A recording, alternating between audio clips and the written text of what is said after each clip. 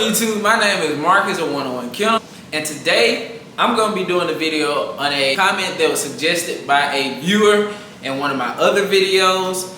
They stated they wanted some help as far as house training their puppy, and today I'm going to be doing just that. So in this video, I'm going to be focusing more on setting boundaries for the puppies. So it's going to be as far as like going within your home, you know, where they can and cannot go and things of that nature. But before we get into that, go ahead, make sure you all like, comment, and subscribe to this channel. And I first want to say I still appreciate all the support that you all have been giving me so far. Now let's go ahead and get into the video. Okay, first we're going to get into the 3 things that I think your dog needs to know before starting this training. Or, you know, it would be helpful. It's some, you know, alternatives to this, but these are the 3 things that I think they should know, or commands they should know before getting into this house training. So what helped me was teaching my dog to sit, teaching my dog to stay, and teaching my dog the word no. Okay, and I'm gonna tell you why each one of these is super important. As far as sitting, I want to teach my dog to sit because I need them to be able to be in a place of their own, you know, without me being around. Because when I'm setting boundaries or something and I tell them to sit as well as stay, I need to be able to move without them coming with me. Because that kind of helps, you know, set that boundary. So it's like if I walk over this line and you're over there, you can't walk over here with me if I tell you to stay. You stay right there. As you can see now, like he literally staying and listen to the video. But yeah, like that, when you're moving, they do not need to move with you, especially if you're training, until you tell them to move. And lastly, no. This one is kind of controversial for a lot of people because they don't really want to tell their dog no. They want to be their dog's friend and everything. That's cool. However, if you're looking for a channel that you know, caters towards, you know, not telling their dog no, not being a leader or authoritarian as far as, you know, what your dog should be doing, this may not be the best video or kind of channel for you, but there are a lot of alternatives to how you can teach a dog. But me personally, I like teaching my dog the word no because it's literally a lifesaver for me and them.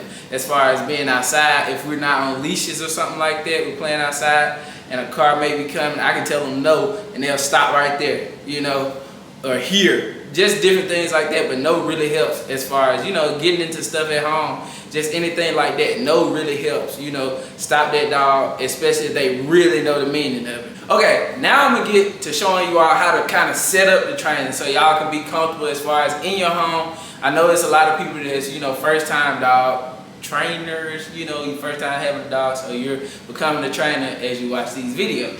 So when you're doing this training, find your desired area as far as your bedroom, bathroom, kitchen, or something like that, you know, to where you don't want the dogs to go. Because in my home, they can't go in like the bedrooms, you know, the bathrooms really, or the kitchen like that. I really don't, you know, let them go anywhere like that. They stay in the real common areas, you know. I keep them around that unless it's like, you know, something real special. They just have to go in, you know, one of the rooms.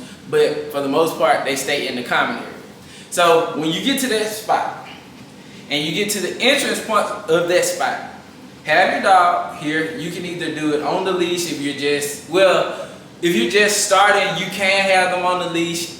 I would suggest like a longer leash so you can, when you tell them to stay, you know, you can walk, you know, a good bit away. But at the entrance point, make sure you get your dog here. You have your treat in your hand. You tell it to sit. When you tell that dog to sit, you tell it to stay. After you tell that dog to stay, slowly take steps back. As you can see, slowly take steps back. And as you take steps back, make it like a phase. So as you take further steps back, you can treat it. Continue to tell the dog stay, stay, treat it. And you step back, you step back, you step back. And you can really, really build the knowledge within the dog, like, okay, I'm getting a treat for not going in here. And when they move, if you're here, you come back, set them back in the same exact spot and do it again. If you do that a couple of times, well, really, it depends on the dog, but it really wouldn't take your dog that long, you know, because dogs are really smart. Like, if you do this a couple of days, a couple of weeks, It shouldn't take you a couple weeks, but if you really do this like a couple days, being that, you know, your dogs are literally always in the house and always coming to these common areas, if you're always telling them, no, stay, you know, like you're always correcting that behavior, it shouldn't be as long as, you know, multiple weeks on end. You know, it may take a couple weeks, but it shouldn't be like 4 or 5 months, you know, you still training your dog on how to, you know, stay in certain areas. However, you may have an instance where they may walk into an area too far, but that can be quickly corrected. It can be quickly corrected with a simple walk up, stay. Because when you walk up fast, they're going, whoa, what are they doing? What are they doing? We're getting them back to their spot, sit, stay. Don't put them in the cage or nothing like that. You need to put them back and sit and stay, because if you put them in the cage, they're gonna, when they get back, they're gonna do the same exact thing. So I would suggest getting the dog and keep correcting that behavior. That's where no will be great, because if you're sitting over on the couch and they walk into the kitchen, you can say no and they'll stop right there. So I hope that helped you. Now I'm gonna show you with my own dogs, giving you a like live example. All right, now I'm gonna go ahead and get my dogs and show y'all how we do it, you know, as far as a practicing, well, showing you what I'm preaching. So come here. Good job, good job. All right, so sit. We're just gonna say this is my imaginary line right here behind this cage. So stay, stay, stay. And you see, if I'm right here, they should not be moving into this area at all. If they move, I come back, stay. You see, she got up because she's assuming like, oh, okay, I might be in trouble because, you know, I may have moved too far up. But you see, he bagged up when I stood to him. So he's trying to get back into the same spot that he was in, because they know this training. They got this when they were little. But when you teach them to sit and stay, and you go into certain areas of the house, they will literally stay there. Like, it's like night and day. It's like a human. When you think about dogs, it's like a human. And as I get further, good job. Sit. Good. Stay. Stay. Stay. Good. Sit. Alright, now we're back, YouTube. Sorry about that. We have a little bit of technical difficulties. But as said before, we were just showing how we made them sit and stay when we're going into a different zone, area, or something like that.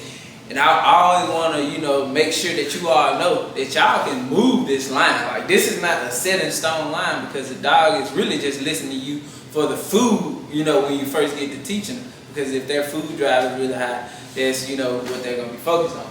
So, as we can see, she walked past me, you know, as we were getting everything fixed up. So all I did was step into her, bagging her up, sit.